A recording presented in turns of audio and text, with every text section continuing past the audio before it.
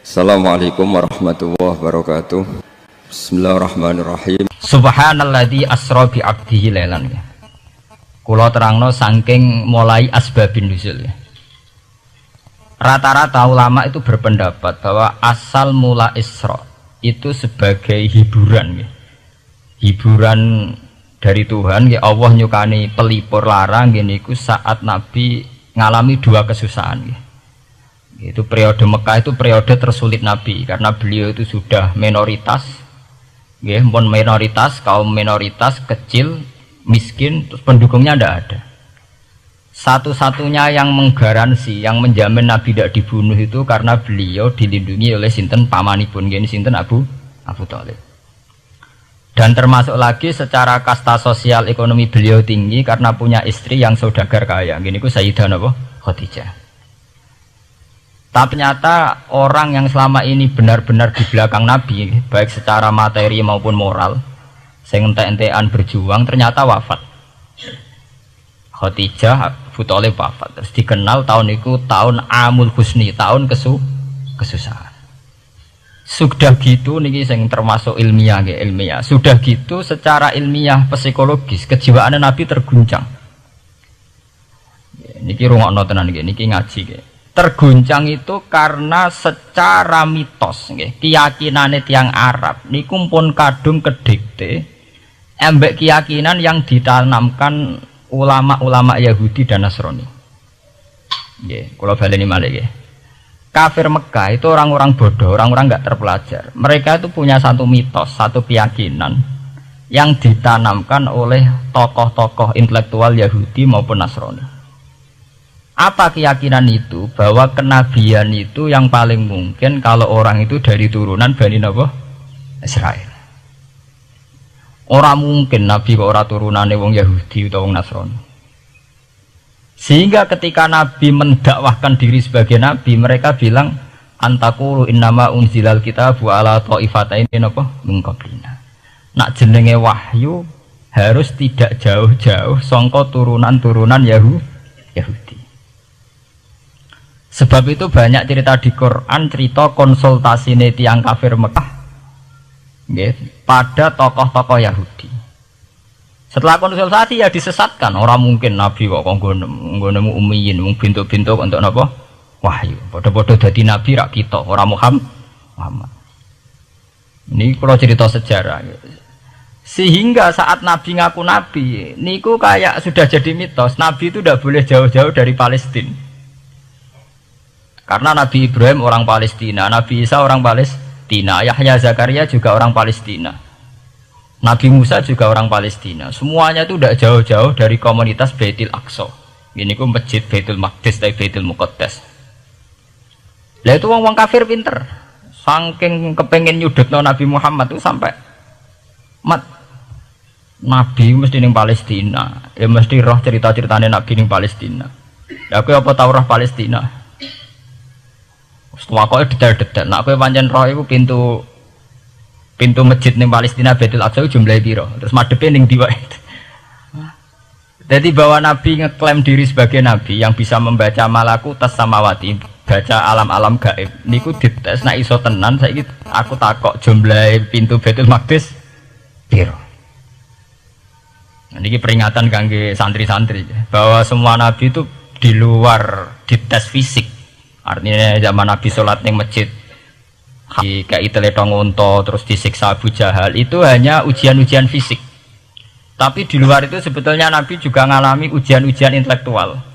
Ya kayak cerita-cerita di hadis Sahih, Nabi itu sering didatangi orang Yahudi ditanya, "Mat, saya punya 5 pertanyaan. Yang tahu itu hanya Nabi. Kalau kamu bisa jawab ya Nabi, kalau enggak ya tidak Nabi." Termasuk takokane, apa pertama yang dimakan ahli jannah saat masuk surga? Kok aneh-aneh. Terus kenapa anak itu kok kadang mirip bapaknya, mirip ibunya? Soal kok aneh-aneh. Dan itu berlanjut terus sampai Nabi di periode Madinah. Nah sebab itu Nabi itu secara intelektual itu diasah Tuhan lewat proses Isra. Di mana Nabi saat itu secara fasih bisa menjawab jumlah pintu Masjid Aqsa sekian. Perilaku Nabi Musa begini. wajahnya Nabi Musa begini, wajahnya Nabi Ibrahim begini. Sampai di hati-hati sahih Nabi bisa menjelaskan detail. Nabi Musa itu rambutnya kayak ini, wajahnya kayak ini, ada mutiwal. Itu detail sekali Nabi. Sebab itu di sini diterangkan oleh Imam Suyuti, peristiwa Isra adalah peristiwa di mana Nabi berjumpa para sinten Nabi. Itu asal usulnya kenapa? Karena sudah kayak menjadi mitos, Nabi itu tidak boleh jauh-jauh dari tradisi Yahudi, tradisi Palestina. Paham ben sampean roh asal usulnya. Tapi kemudian asal usul itu sebetulnya hanya sementara, hanya permainan politik. Mau sampean ben roh sejarah, permainan politik, manipulasi politik. Sebetulnya Nabi itu ya tidak jauh-jauh dari beliau adalah keturunan Israel. Israel itu bukan menunjuk sebuah negara loh, sampean pun salah paham. Israel dalam bahasa Quran itu menunjuk auladi Yakub.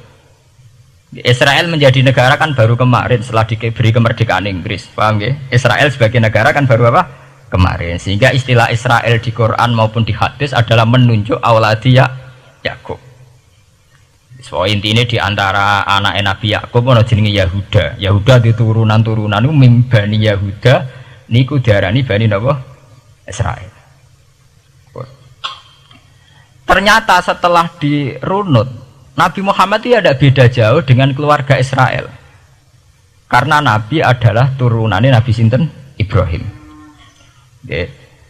Nabi Ibrahim niku gada putra kalih sing gada turunan gini ku Ishak kalian Ismail.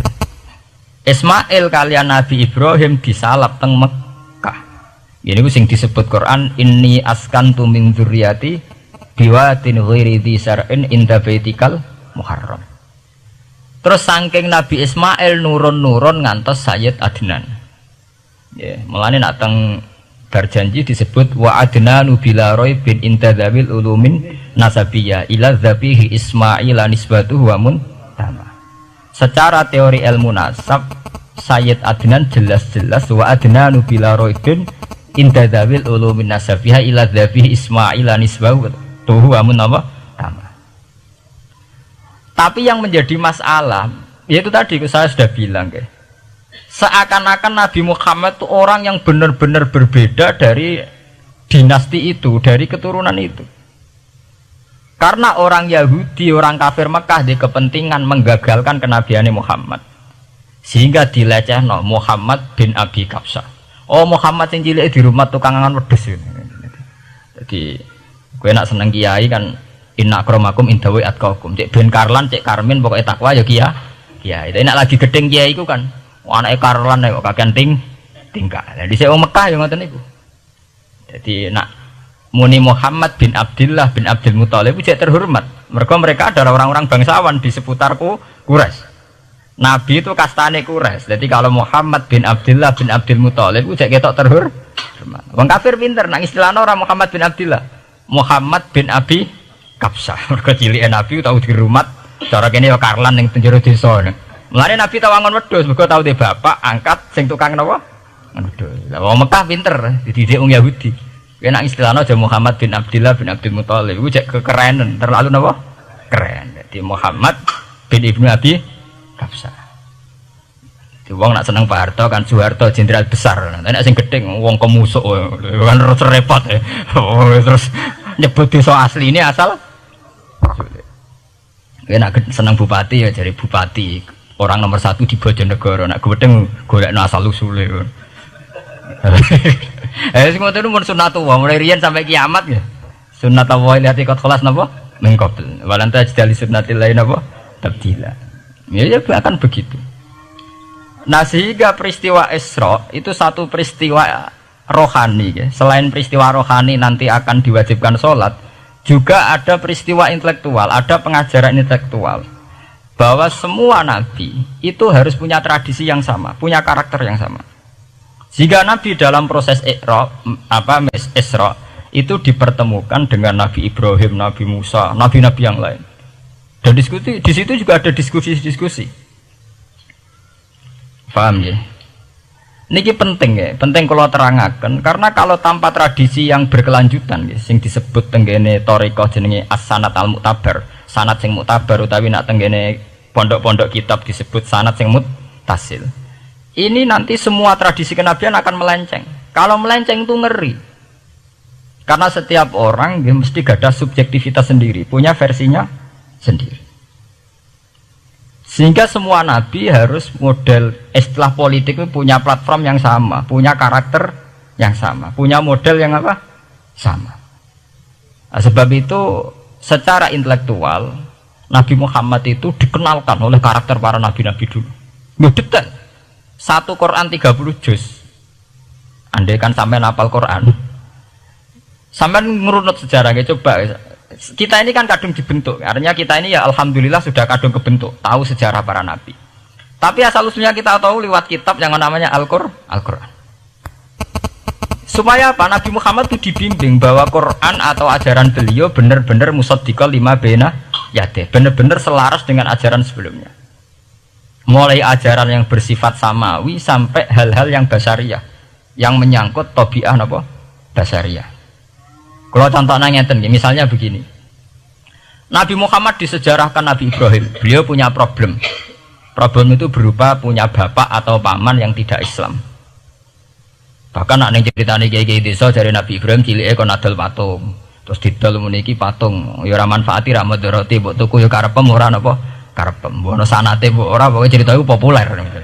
Disejarahkan begitu. Sehingga Nabi Muhammad tahu, oh ternyata yang punya problem ngadepi keluarga itu tidak saya tok. Dulu Nabi Ibrahim juga punya problem ngadepi keluarga. Aku tak lumayan terima paman, Pak Lek, Pak De, Abu Jahal sinten? Abu Lahab. Nabi Ibrahim malah bapak. Dah gitu. Setelah itu juga diceritakan tentang Nabi Nuh, Nabi Lut, seorang nabi besar yang punya nasib sial, yaitu istrinya pengkhianat. Mereka jadi kiai di bojo judes itu tidak masalah, mulai terima kiai di bojo judes biasa. Ya itu tadi Nabi Nuh, Nabi Lut itu lebih ngeri ketimbang itu di bojo apa? Bukan kebenaran. Kita kan paling dicoba bojo judes, kan ringan banget. Paling banter macam piring gelas itu murah banget ya. Begitu terus Nabi Musa juga gitu. Diceritakan Nabi Musa, beliau adalah seorang sosok Bani Israel yang temperamental. Ya basariah sekali. Saking temperamentalnya ketika tukaran ya jotos. Mana nak kiai temperamental kadang jotosan ya ono sanate ya Nabi Musa nak tukaran ra cocok napa jotos. Fawakazahu Musa faqada alai. Artinya ya basariah sekali. Cerita ABG ini kubire nggih wonten saat beliau melarikan diri lala ketemu cewek loro. Ya ora wenti se barang Nabi Musa, waduh mari maksiat ae terus kon. Wadek aja mlaku ning ngarepku. Nah kena angin aku roh sikile mari nafsu. Aku nabi kok nafsu barang kan ra pantes. Nah ngono ke mlaku guriku. Ya basariah sekali itu sampai detail. Terus ketika itu terus disuaka politik oleh Nabi Syuaib. Sehingga menjadi tradisi bahwa semua nabi akan mengalami problem dengan kaumnya, kemudian disuaka politik oleh komunitas yang berbeda, yaitu komunitas Syuaib itu di luar pemerintahan Fir'aun. Sama seperti yang dialami Nabi Muhammad, komunitas Mekah itu menyiksa Nabi, bahkan mengimbargo sinten Nabi. Semua aliran dana, aliran ekonomi, akses dana, akses makanan itu ditutup di Mekah. Sehingga Nabi sampai dahar dedaunan, fisik bil jibalin apa Mekah. Tapi beliau diselamatkan oleh sahabat Ansor yang terpisah dari komunitas Ahlu Mekah. Itu mirip ceritanya Nabi Musa yang diselamatkan Nabi Syuaib yang terpisah total dari komunitas Fir'aun. Ini penting kalau ulang temriki sehingga karakter-karakter kenabian itu tidak rubah. Karakternya sama. Sehingga setelah kita mengenali karakter para nabi, kita mudah sekali mengenali nabi palsu. Paham ya? Mulane kalau nabi palsu paling seneng musodek, ketara palsune. Lah sing repot sing ora ketara, mergo jenenge Ahmad. Ahmad Muhammad tak mirip. Mulane nek kowe jeneng supaya ora aku nabi jenengno Kartolo. Mergo nek Ahmad bin Gulam ora jenenge Ahmad. Ana terkenal nabi nek ora jenenge Muhammad utawa napa? Ahmad. Mulane Ahmad bin Gulam pas ngaku nabi pengaruhe gede mergo mirip. Mulane kula wingi takoki mahasiswa Jogja, Gus, cara jenengan jeneng Jawa mbek Arab apa iki? Nak trene akeh nabi palsu apik Jawa lah Kartolo. Karena secara kriteria kenabian ndak akan masuk. Nak anak jenenge Kartolo atau Karmin itu ndak akan masuk kriteria wong sing bakal dadi Nabi. Lah anak jenenge Ahmad tak mirip-mirip Nabi. Oh Ahmad Hulam bin Mirza wani ngaku Nabi mergo jenenge Ahmad. Musaddiq ya mergo musaddiqal lima bena ya teh. Lah anak Kartolo, Karmin, Karlan agak ono. Mulane saiki sing jenenge Jawa kudu syukur. Akan terbebas dari mengaku napa? Nabi. Lho syukur kan gak akan salah to. Di barokah sampean jeneng Jawa orang-orang ngaku napa? Nabi. Selamat. Kudu syukur. Paham ya? Tidak apa-apa, itu harus dinikmati. Ya itu tadi ya, karena Nabi itu punya karakter yang sama, punya tradisi yang sama, yang mirip-mirip. Itu kenapa Quran berkali-kali menceritakan sisi-sisi kenabian Nabi di luar Nabi Muhammad. Karena biar karakter Nabi Muhammad terbentuk, ya, terbentuk dengan karakter Nabi sebelumnya. Tidak melenceng. Kemudian itu ditiru oleh ulama kita. Kita punya guru punya guru lagi, punya tradisi yang sama. Nak mulang kudu istiqomah, santri loro lah kudu diulang. Nah, sedati kiai aja mau pati ijo nak roh dhuwit. Wis pokoke dilatih. Nah, tapi dari kiai saiki orang pati ijo mripat abang, mergo dhuwit saiki abang. Dhisik dhuwit paling gedhe rak 50.000 iku rak ijo. Lah saiki 100.000 abang. Dadi saiki nak nasihati nak roh dhuwit aja mripate abang. Mergo ijo wis gak akeh saiki. Paham napa?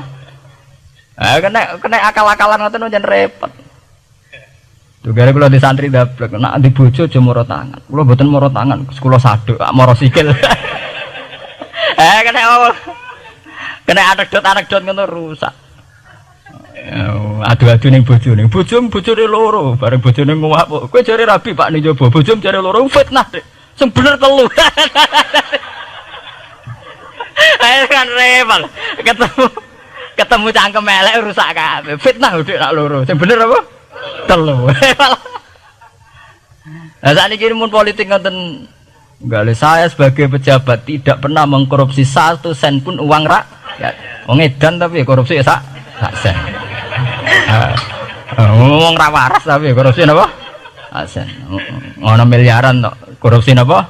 Sak sen. Ya mesti ae. Geneman. Ayo, jadi zaman akhir itu kayak zaman dhisik, kayak Abu Nawas kabeh. Jadi apa-apa niku mun mboten karu-karuan. Mun ya. Wah itu permainan kata begitu niki kula penting kula terangaken nggih. Saya sebagai ahlul Quran, orang yang banyak baca Quran nggih. Itu kita akan tahu betul betapa parahnya nggih atau akibat negatifnya dari permainan kata itu. Dan itu dilegalkan Quran, disahkan Quran dalam beberapa ayat. Yaqulun apa yuriduna ayutfi'u nurallahi bi afwahihim. Orang-orang Yahudi, Nasrani, kafir Mekah itu ingin sekali membunuh Islam lewat permainan kata bi afwahihim. Yaitu tadi misalnya kalau Muhammad bin Abdullah bin Abdul Muthalib itu kelihatan keren karena masih Bani Quraisy. Tapi kalau diistilahkan Muhammad bin Abi Kabsah, wah Muhammad sing anake Karlan iku ora ummiyin. Juga lagi dari wong alim terus diistilahno bapakmu di sing cilike iku angon wedhus. Ya terus repot terus ajur kah? Kabeh. Itu bi afwahihim. Efektivitas bi afwahihim itu sampai tenggene Tarikhus Suyuti wonten keterangan wa min dzalika irtadda jam'un minas sahabah. Dari permainan kata yang ditanamkan orang Yahudi itu sampai banyak sahabat yang murtad. Istilahnya itu jam'un minas sahabah. Meskipun setelah murtad itu ya divonis tidak sahabat. Misalnya menyangkut nasa mansuh. Orang Yahudi pinter, du'afaul muslimin, orang-orang muslim yang imannya masih lemah. Delok le nabimu, wong kok pelin-pelane ngono. Dhisik Ka'bah madhep Baitul Maqdis. Iku wis bener iku, mergo kiblate Nabi Musa. Nabi-nabi dhisik kiblate Baitul Maqdis. Nah, saiki gara-gara dekne kangen keluargane manjen dekne cak Mekah, saiki kangen Mekah. Terus kon manggon omahe buyut-buyute. Dadi saiki kiblat dihadepno omahe buyut-buyute. Kangen-kangene dhewe dienggo urusan kiblat jare. Jadi pas Nabi itu masih di Medina. 16 bulan Nabi salate madhep Baitul Maqdis. Suatu saat tok wahyu falanu walliyana kiblatan tarduha. Fawalli wajhaka satral Masjidil Haram. Sakniki kan madhep teng Mekah. Sajane iki normal saja. Artinya normal ya normal. Tapi orang Yahudi memanipulasi bahwa itu fakta, bahwa Muhammad itu memimpin agama dengan cara tradisinya sendiri. Mergo dekne kangen keluargane ra iso muleh. Terus salat madhep daerahe dhewe, nggo pelipur lar. Ya jare sahabat sing do hafal muslimin diangen-angen ya iya. Nah niki kula peringatan tentang santri-santri ya. Sebab itu kalau sampean jadi kiai itu santri harus punya wawasan intelektual yang luas. Semenjak itu Quran mewahyukan secara nalar sejarah. Ya niku sing disebut ayat inna awwala baiti wudi'a lin-nasi lalladzi bi Bakkata mubaraka wa hudal lil alamin fihi ayatum bayyinatum maqamun apa Ibrahim. Akhirnya Nabi Muhammad nantang ning tokoh-tokoh Yahudi. Apa salahnya saya punya dua kiblat? Baitul Maqdis adalah kiblatul anbiya karena dulu Nabi Musa di situ, Nabi Isa di situ. Sekarang saya menghadap ke kiblat yang lain karena itu kiblatul Ibrahim dan dia lebih senior. Lebih apa? Senior. Sebelum ada Baitul Maqdis itu sudah ada Mekah. Mekah lebih senior, lebih tua. Terus disebut fihi ayatum bayyinatum maqamun apa? Ibrahim. Nabi Musa, Isa adalah periode setelah Ibrahim. Sebab itu akhirnya semenjak perdebatan itu orang Islam bangga. Makanya sampean kalau ngaji hadis-hadis sahabat itu bangga. Ana mimman shalla al qiblaten, nggih. Ana mimman shalla ilal qiblaten. Aku termasuk sahabat yang menangi dua kiblat. Mergo zaman madhep Baitul Maqdis ya kiblatul anbiya, madhep Mekah nggih kiblatul anbiya. Artinya apa? Perdebatan ini dimenangkan oleh Nabi Muhammad bukan karena mitos atau kultus atau taklid buta, tapi memang secara sejarah kiblat tertua adalah Mekah. Ini disebut inna awwala baiti wudi'a lin-nasi lalladzi napa bi Bakkata mubaraka wa hudalil alamin fihi ayatum bayyinatum maqamun apa Ibrahim. Artinya Quran tidak pakai teori mitos. Pokoknya Nabi ini saiki aku ya terserah aku, itu tidak begitu. Paham ya? Tapi diterangkan secara kesejarahan bahwa asal usul Mekah jadi kiblat itu rasional sekali. Bukan karena Nabi orang Mekah, mboten. Memang dulu-dulunya Nabi Ibrahim berkiblat di situ. Sehingga Quran jawab inna awwala baiti wudi'a lin-nasi lalladzi bi Bakkata mubaraka wa hudal lil alamin. Terus kula bolak-balik masalah Isra ya. Niku masalah-masalah yang selain pelipur lara itu ada petualangan intelektual, petualangan ilmiah, di mana Nabi Muhammad diperkenalkan oleh Allah, ya, diperkenalkan watak para nabi, pilihan hidup para nabi, bahkan tradisi-tradisi para nabi. Sehingga mangke teng hadis sahih wonten keterangan saat Nabi nyancang atau menambatkan khimar atau buruk itu ya di batu yang dulu dipakai para nabi untuk nyancang nopo khimar. Jadi tradisi itu dimulai dari barang-barang sepele. Carane nyancang buruk we nabi mirip sama dengan nabi-nabi yang apa dulu. Terus memulainya Mi'raj juga sama dengan nabi-nabi dulu. Bon niku sing secara ilmiah tarikhiyah. Saat ini sing menyangkut akidah firqah fil Islam. Nah niki kula terangno. Menurut ahli sunnah, orang yang mengingkari Isra itu kafir. Ya kafir, karena dzikra fil Quran. Isra itu dzikra fil Quran. Makanya tadi saya jarang sekali pakai bahasa Mi'raj. Ya, tapi nak teng Indonesia kadung menang merjep peristiwa Isra dan apa Mi'raj. Pokoknya bahasa kadung salah, kadung menangan ya menangan. Kadung istilah Isra dan apa Mi'raj. Sebetulnya yang disepakati ulama itu hanya Isra. Artinya yang memungkiri Isra itu kafir karena dzikra fil Quran. Lah kemudian Mi'raj menurut keyakinan ahli sunnah itu terjadi.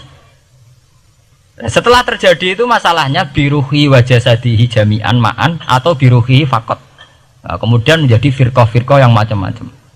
Ada yang meyakini biruhi wa jasadi, ada yang meyakini biruhi napa faqat. Saman kalau ngaji Al-Kawakibul Lama'ah karangannya Mbah Fadl atau kitab-kitab panduan ahli sunnah yang disahkan oleh NU dulu pas musyawarah besar di Jemang yang dipakai panduan itu dulu yang disahkan itu Al-Kawakibul Lama'ah yang dikarang Mbah Fadl. Itu memang kita termasuk ngikuti yang biruhi wajah sedi. Tapi sebetulnya dalam kelompok yang biruhi fakot itu ada orang keren di dalam dunia ilmiah ini, termasuk Aisyah meyakini biruhi fakot.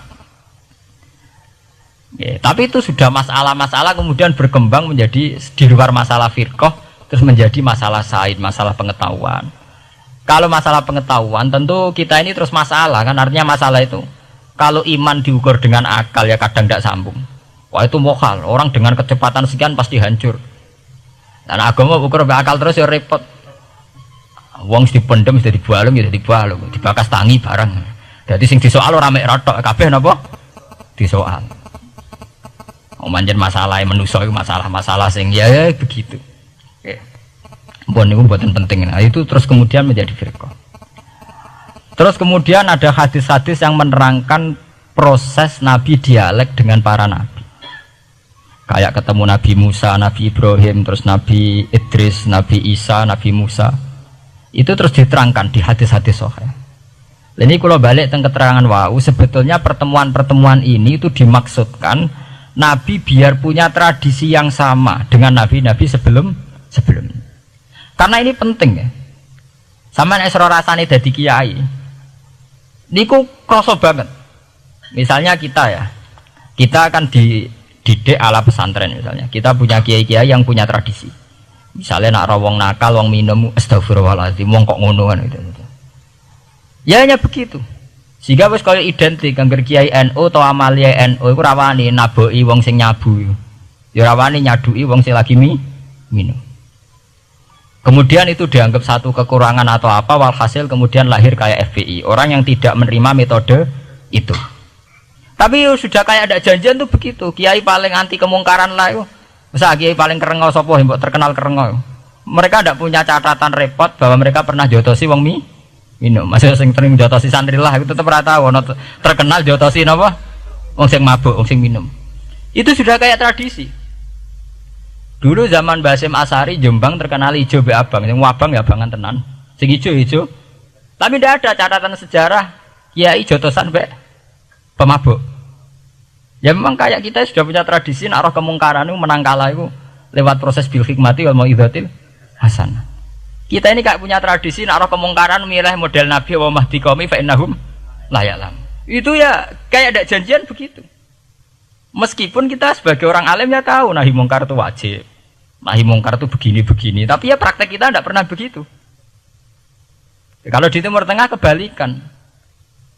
Mana ada terima karuan wong nakal. Podo soleh beda aliran halal dibunuh. Sehingga wong Sunni yo ngalalo daerah wong Syiah nggih ngalalo daerah napa? Wong Sunni. Ya sudah kayak tradisi. Sampai nak maca kitab fikih-fikih khas Arab. Mau biasa muni wong ngene iku muhaddarun damu.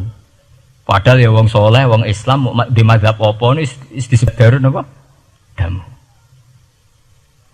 Sehingga kita itu tadi, kita punya tradisi. Saya tuh kalau sedang tahajud, matehai para wali-wali songo atau apa, itu yang terpikir di saya itu hanya satu. Agama Islam itu lahir lewat Quran dan hadis. Tapi kemudian tahu-tahu tetap berimprovisasi, berkembang sesuai tokoh yang membawa.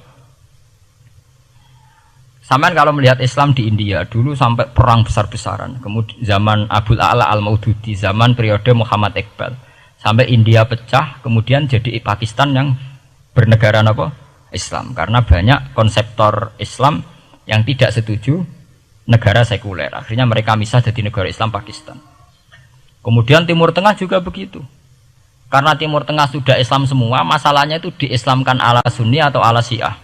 Iran menjelma sebagai aliran Syiah. Yang Sunni dianggap sesat, halal darah. Irak zaman Saddam Hussein pemerintahan Sunni. Sing Syiah dibantai, sehingga wong Kurdi do mati. Era Saddam keok gendenan Saddam sing dibantai. Makanya kalau saya ngaji di Jogja, seminar di Jogja bilang, kita ini harus bersyukur. Kita ini punya tradisi konflik yang terbaik di dunia. Enggak, kita ini punya tradisi konflik yang terbaik di dunia. Sampai nak Isra Ikhwanil Muslimin teng Mesir, Badan Intelijen Nasional atau Badan Stabilitas Nasional, Bakor Setanas atau itu harus terima kasih sama tradisi tokoh-tokoh Islam di Indonesia. Lepas dari kita setuju tidak setuju itu terserah. Tapi kita punya tradisi konflik yang paling baik di dunia. Kurang bencinya Gus Dur sama FPI atau FPI sama Gus Dur. Paling mereka ya adu statement di depan wartawan. Itu bagus sekali. Cara nang Arab wis tembak-tembakan. Kita punya sejarah. Secara pesantren saya itu punya sejarah panjang. Zaman Mbah Imam beda dengan Mbah Zubair, zaman Kiai Memun beda dengan Kiai yang lain. Paling adu statement saat ada tamu itu paling bagus. Kita punya tradisi konflik paling bagus di dunia. Kayak apa mangkalnya orang NU saat Gus Dur diimpis, dipecat. Tapi habis itu ya sering seminar ketemu Amin Rais. Ya mereka adu polemik, ini tidak konstitusional, ini apa. Gus Dur nggak jurus dekret. Sing sitok nggak jurus sidang mewah, anak kurang serem sidang istimewa dilawan sidang luar biasa. Pokoknya agak istilah sing serem-serem. Tapi tidak saling bunuh loh, sampean harus syukur loh. Selama ini orang awam sering bilang, loh kiai kok tukaran. Sampean bandingkan di Timur Tengah, jenenge tukaran mesti tahdirudam. Para polisi, para badan intelijen, para yang menjaga stabilitas negara ini harus terima kasih sama tradisi tokoh-tokoh Indonesia. Yang namanya di Mesir, di Irak, di mana-mana jenenge tukaran mesti melibatkan pertumpahan darah. Saat Arab Saudi jadi Wahabi itu besar-besaran itu. Pembunuhan apa pengusiran orang-orang Sunni. Tapi di Indonesia enggak. Disi anarkis. Paling itu tadi adu polemik. MLB dilawan MLB itu masih keren sekali, tidak apa-apa. Itu lebih baik ketimbang adu jotos atau adu hizib lah. Itu masih bagus. Nenda ini sampean biar paham, biar syukur jadi bangsa Indonesia. Kita punya tradisi konflik yang baik. Sama nak setelah peristiwa teng Irak, teng Sudan, teng Khartoum, teng Darfur, itu kan orang Islam semua. Gara-gara beda mazhab saling bunuh. Di Mesir ya gitu, Ikhwanul Muslimin dengan pemerintah dan sebagainya. Hatta saya sebesar Sayyid Qutb, sing tokoh populer mohon kabudute boten jelas. Di Indonesia bagus sekali. Kita menangi zaman secara sejarah, kita menangi bedanya dulu Ahmad Hasan dengan tokoh-tokoh NU.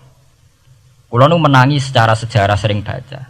Terus zaman anyar-anyarane NU asas tunggal, bedanya Gus Dur dengan Kiai As'ad. Sak mangke bedane PKB dua versi. Mereka menyelesaikan secara beradab.